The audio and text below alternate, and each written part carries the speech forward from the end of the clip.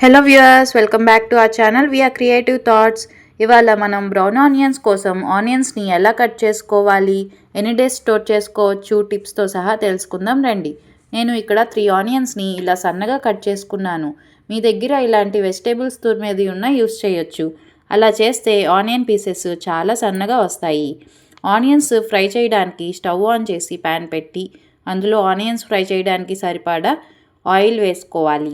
Oil heat అయ్యాక మనం cut చేసుకున్న ఆనియన్స్ని ఇలా ఈవెన్గా పరుచుకుంటూ వేసుకున్నామంటే చాలా మంచిగా ఫ్రై అవుతాయి.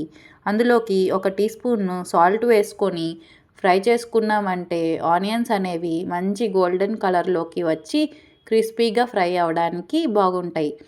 ఇలా మధ్య మధ్యలో ఆనియన్స్ని కలుపుకుంటూ ఫ్రై చేసామంటే ఈవెన్గా ఫ్రై అవుతాయి. Brown onions veg and non veg dum బిర్యానీల్లోకి, ఫ్రై బిర్యానీల్లోకి మంచి టేస్ట్ని ఇస్తాయి. ఇలా ఆనియన్స్ మంచి గోల్డెన్ బ్రౌన్ కలర్లోకి వచ్చాక ఒక ప్లేట్లోకి తీసుకొని చల్లారాక దాన్ని ఒక ఎయిర్ టైట్ కంటైనర్లోకి ట్రాన్స్ఫర్ చేసుకుని ఇలా మూత పెట్టుకొని స్టోర్ చేసుకున్నామంటే 3 to 4 months నిల్వ ఉంటాయి. అంతేనండి, మన brown onions ready. Thanks for watching. Like, share and subscribe.